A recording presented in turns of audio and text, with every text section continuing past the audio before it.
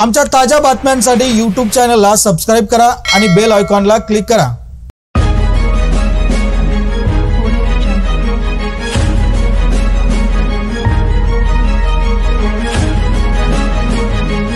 इचलकरंजी बातमीपत्रात आपले स्वागत। पाहूयात सविस्तर वृत्तांत। इचलकरंजी येथील साइट नंबर 102 मधून 300 घरकुल धारकांच्या पुनर्वसनानंतर ती घरे मालकी हक्काने मिळावीत यासाठी भारताचा कम्युनिस्ट पक्षाच्या वतीने आज नगर परिषदेवर जोरदार घोषणाबाजी करत मोर्चाद्वारे नगराध्यक्षा अलका स्वामी व मुख्याधिकारी संतोष खांडेकर यांना निवेदन देण्यात आले। यावेळी झालेल्या चर्चेनंतर शासन स्तरावर प्रस्ताव सादर करून लाभार्थ्यांच्या नावे घरे करण्याचे आश्वासन दिल्यानंतर आंदोलकांनी आपले आंदोलन मागे घेतले। इचलकरंजी नगर परिषदेने केलेल्या 1982 साली केलेल्या ठरावाप्रमाणे 22 वर्षानंतर साइट नंबर 102 मधील 300 घरकुल धारकांची घरे त्यांच्या नावावर करण्याचा ठराव केला होता। त्याला आज 28 वर्षे झाली तरी अद्याप त्याची अंमलबजावणी करण्यात आलेली नाही। त्यामुळे अन्यायग्रस्त लाभार्थी आज मोर्चाने येऊन पालिकेला निवेदन देत असल्याची माहिती कॉम्रेड सदा मलाबादे यांनी सांगितले।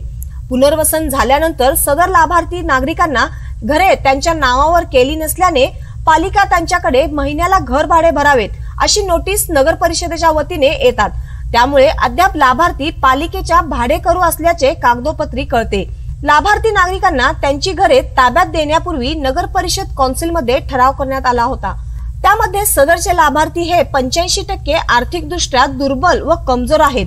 याचा विचार करून लाभार्थी नागरिकांच्याकडून ₹2000 भरून घेऊन त्यांना घरकुल ताब्यात देण्यात यावेत व 22 वर्षानंतर ते घरकुल त्यांच्या नावे करावे असा ठराव यावेळी एकमताने पास करण्यात आला होता। याबाबत वेळोवेळी पालिकेला तसेच मंत्रालयात निवेदने देऊन देखील दुर्लक्ष होत असल्याने आज मोर्चा काढून निवेदन देण्यात आले।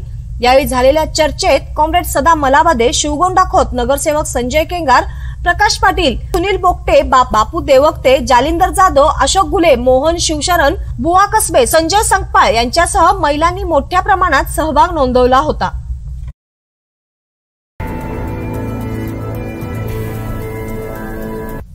शनिवारी रात्रीच्या सुमारास भाग्यरेखा चित्रमंदिर जवळ 2 दुचाकी वाहनांची समोरासमोर धडक होऊन 4 जण जखमी झाले। त्यातील 2 जण गंभीर तर 2 जण किरकोळ जखमी झाले। दोघांना आयजीएम रुग्णालयात उपचारासाठी दाखल करण्यात आले तर दोघांची प्रकृती चिंताजनक बनल्याने त्यांना सांगलीतील सिव्हिल हॉस्पिटलमध्ये हलविण्यात आले। या घटनेची नोंद शिवाजीनगर पोलीस ठाण्यात झाली असून दोन्ही वाहनांचेही मोठे नुकसान झाले आहे। रात्रीच्या सुमारास मध्यवस्तीत असलेल्या भाग्यरेखा चित्रमंदिर जवळ 2 दुचाकींची समोरासमोर धडक झाली। यामध्ये नसीम मुजावर वय वर्ष 18 व अवधूत बोंगे वय वर्ष 19 हे दोघे किरकोळ जखमी झाले आहेत, तर अमोल पळसे वय वर्ष 27 व सूरज बोगरा वय 19 हे दोघे गंभीर जखमी झालेत। दरम्यान नसीम मुजावर व अवधूत बोंगे हे दोघे जण छत्रपती शिवाजी महाराज पुतळ्याकडे जात होते। अमोल पळसे व सूरज बोगरा हे दोघे जण करोडपती कॉलनीतून मेन रोडकडे येत होते। यावेळी हिरो स्प्लेंडर व प्लेजर या दोन्ही वाहनांची भाग्यरेखा चित्रमंदिर समोर येताच समोरासमोर जोरदार धडक झाली। अपघात होताच घटनास्थळी नागरिकांनी मोठी गर्दी केली होती। याची माहिती शिवाजीनगर पोलिसांना कळताच ते घटनास्थळी येऊन त्याची पाहणी केली व जमाव पांगविला। त्यानंतर जखमींना उपचारासाठी रुग्णालयात दाखल केले। अपघातातील वाहने शिवाजीनगर पोलिसांनी जप्त केली आहेत।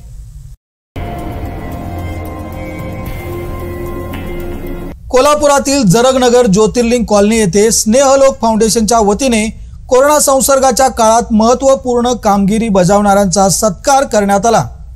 कोरोना संसर्गाच्या अभूतपूर्व काळात स्वतःच्या जीवाची पर्वा न करता कार्य करणाऱ्या सफाई कर्मचारी, आरोग्य कर्मचारी व सामाजिक कार्यकर्त्यांचा सत्कार आंतरराष्ट्रीय ख्यातीच्या ज्योतिष विशारद पंडित मानसी यांच्या स्नेहलोक फाउंडेशन मार्फत करण्यात आला। यावेळी सन्मान चिन्हासोबतच सफाई कर्मचाऱ्यांना आहेर देऊन त्यांच्या कार्याची प्रतिकृतज्ञता व्यक्त करण्यात आली।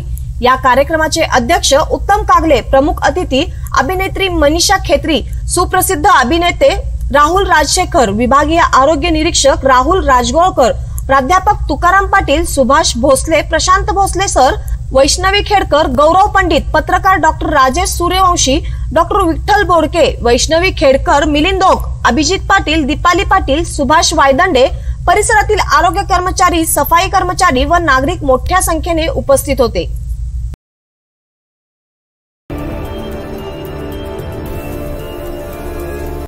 भरत आसाराम लड्डा, अजय प्रेमनाथ किनेकर, विकास खटावकर या अवैध व्यवसाय करणाऱ्या लोकांवर मोका अंतर्गत कारवाई करून त्यांच्या संपत्तीची चौकशी करावी या मागणीसाठी आज भीमशक्ती सामाजिक संघटनेच्या वतीने प्रांत कार्यालयाबाहेर लाक्षणिक उपोषण करण्यात आले। इचलकरंजी शहरात काही दिवसांपूर्वी विन नक्की सॉफ्टवेअरद्वारे जुगार अड्डा चालवून सचिन पाटील या युवकाची ऑनलाईन लॉटरी कॅसिनो प्रकरणातून अजय प्रेमनाथ किनेकर, भरत आसाराम लड्डा व विकास खटावकर या तिघांनी मिळून 24 लाख रुपयांची फसवणूक केली असल्याचा गुन्हा येथील गावबाग पोलीस ठाण्यात दाखल करण्यात आला होता। मात्र त्याचा अद्याप अवैध व्यवसाय सुरूच आहे, त्यामुळे त्याच्यावर मोका अंतर्गत कारवाई करून त्याच्या संपत्तीची चौकशी करावी अशी मागणी भीमशक्ती सामाजिक संघटनेतर्फे डीवायएसपी यांच्याकडे करण्यात आली होती। मात्र अद्याप कोणतीही कारवाई झाली नसल्याने आज त्यांनी प्रांताधिकारी कार्यालयासमोर लाक्षणिक उपोषण केले असल्याचे सुनील जावळे यांनी सांगितले।